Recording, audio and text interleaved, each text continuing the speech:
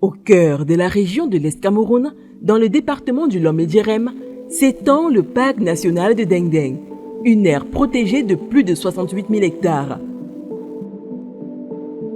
Créé en 2010, le parc est une réponse directe aux menaces environnementales provoquées par la construction du barrage hydroélectrique de Lompangar.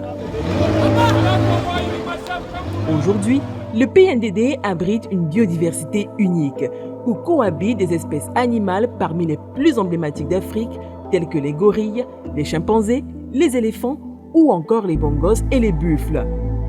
Dans le massif de Deng-Deng, peut-être pas particulièrement au parc de Deng-Deng, il y a notamment les éléphants, mais particulièrement en Deng-Deng, il y a des espèces phares, notamment le gorille, les chimpanzés, nous avons les sitatunga, il y a également les pangolins géants et d'autres espèces qu'on retrouve, notamment les potamochères, yellowchères, etc.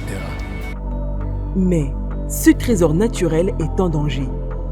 Les 19 villages situés aux abords du parc dépendent fortement des ressources naturelles pour leur survie. L'agriculture, principale activité de ces communautés, s'étend progressivement sur les terres du parc, entraînant une déforestation alarmante. Coincées entre les limites du parc et les barrières naturelles comme le fleuve Sanaga, ces communautés n'ont d'autre choix que de puiser dans cet écosystème fragile pour répondre à leurs besoins.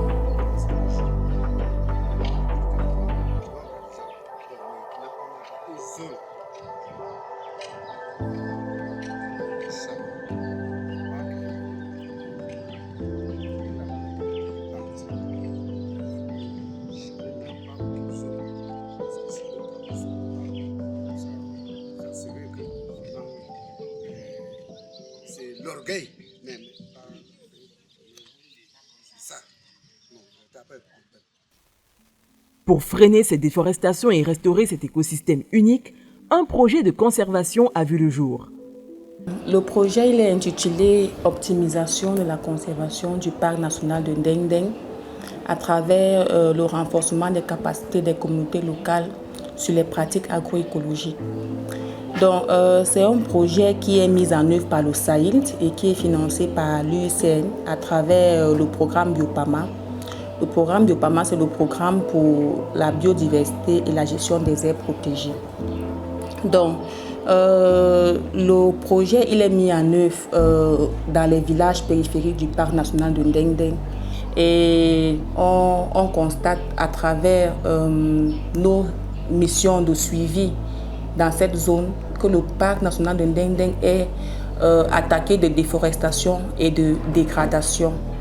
Et nos actions de suivi nous ont amené à comprendre que les causes de la déforestation étaient liées aux activités agricoles des communautés. Étant donné que plusieurs villages sont très rapprochés de cette aire protégée, il y a des villages qui sont à moins de 3 km de cette aire protégée. Et combiné à cela, on a ces communautés pratiquent des systèmes d'agriculture sur brûlés, ce qui ne favorise pas une gestion durable de l'espace qui leur ont été conférés. Donc c'est pourquoi on retrouve plusieurs exploitations agricoles à l'intérieur de cette aire protégée. Financé par l'Union européenne à travers le programme Biopama, ce projet vise à renforcer les pratiques agroécologiques des populations locales. En associant développement durable et préservation de la biodiversité, ce projet cherche à créer un équilibre entre les besoins des communautés et la protection du parc. Pour une bonne conservation, il faut mettre en œuvre des actions qui répondent aux besoins des communautés, mais qui répondent aussi aux besoins de conservation.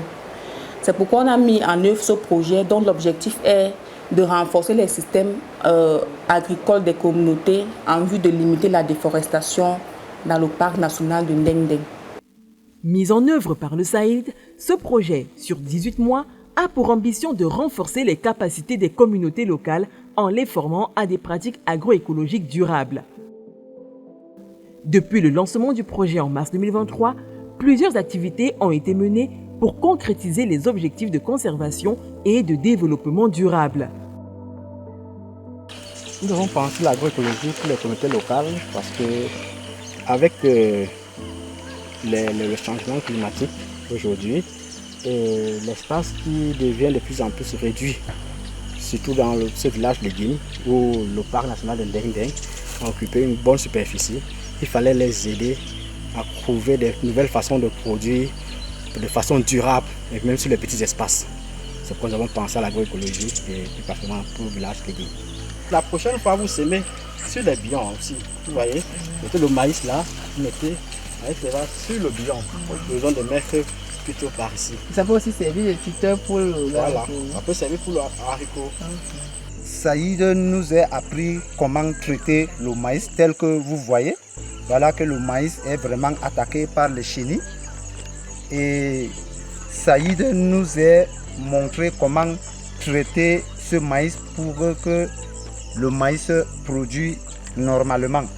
Alors Saïd nous a montré de prendre le piment dans une assiette, le piment sec, et tu piles ce piment, tu mets dans l'eau et tu prends 1 litre du piment contre 8 litres d'eau, tu mets dans le pulvérisateur, tu traites ton champ. Ce changement de culture qu'on nous a apporté, que ça nous a apporté un changement dans notre temps.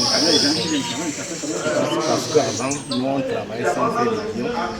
On nous a apporté un système comment il faut faire les billons en mettant les bois secs, on les coule avec la feuille des herbes sèches, avec la terre et on plante au-dessus le pois cajun, le haricot, le maïs, et on a constaté que ça produit abondamment.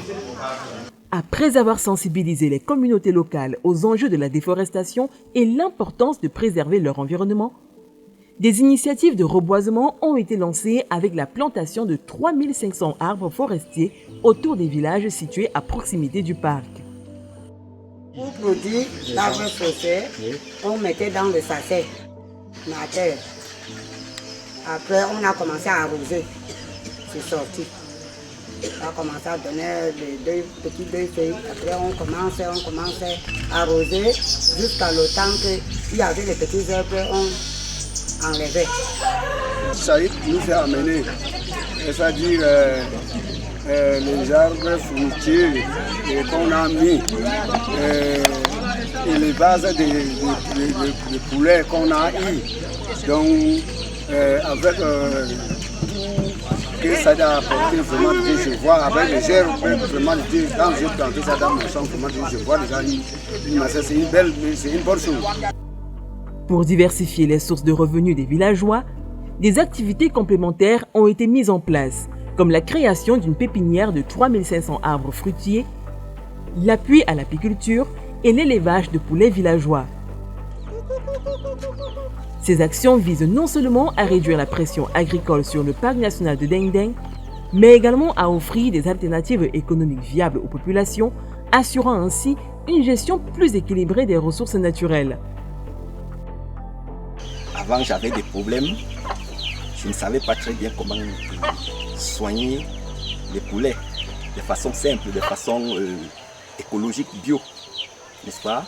À travers la formation que Saïd m'a donnée, ça m'a permis, n'est-ce pas, de savoir comment traiter les sujets, n'est-ce pas, sans avoir besoin de recourir en pharmacie, en utilisant, n'est-ce pas, ce que j'avais sous la main localement, hein, et de les soigner à moindre coût et de façon la plus simple possible.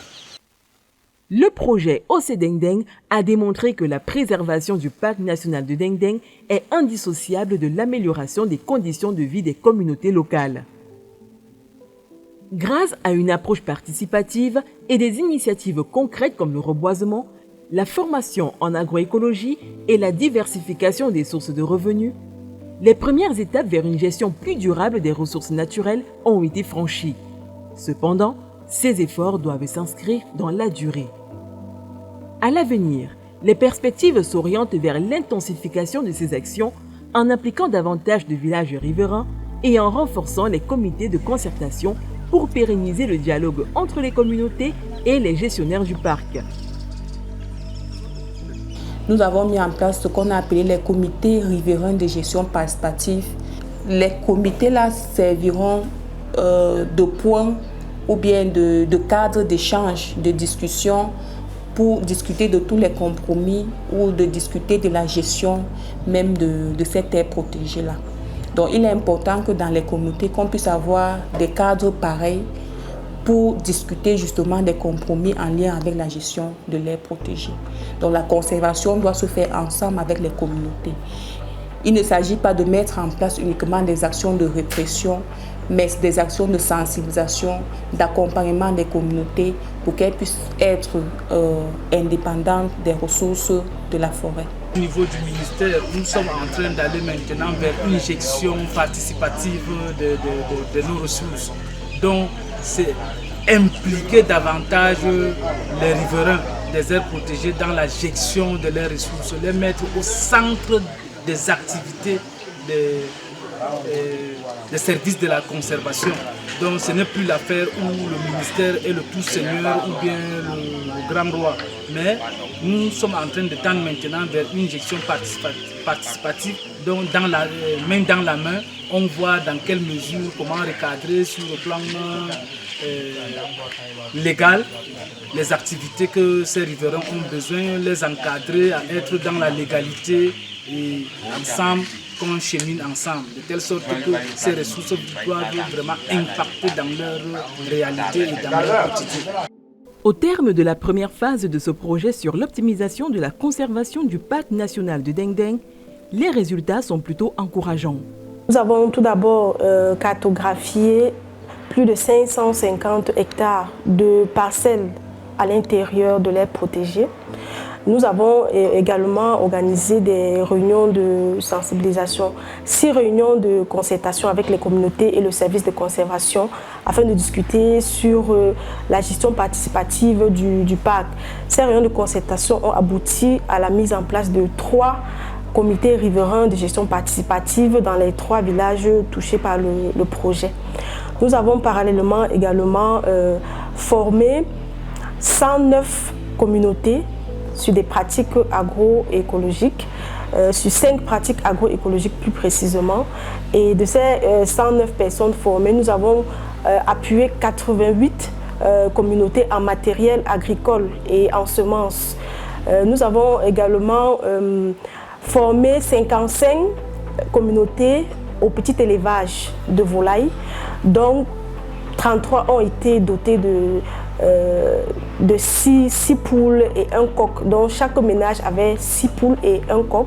Nous avons également formé 55 communautés en apiculture.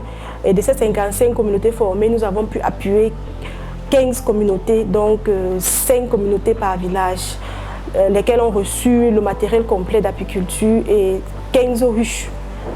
45 ruches au total ont été installées dans les 3 villages. La poursuite des formations ainsi que l'accompagnement technique et financier des agriculteurs seront cruciaux pour garantir que les pratiques agroécologiques deviennent des modèles durables et généralisés. De plus, le développement d'activités économiques alternatives comme l'apiculture et l'agroforesterie contribuera à la réduction de la pression sur les terres du parc. Ensemble, ces efforts offrent l'espoir d'un avenir où conservation et développement humain pourront coexister harmonieusement, garantissant ainsi la survie de la riche biodiversité du parc national de Deng Deng tout en améliorant les moyens de subsistance des populations qui en dépendent.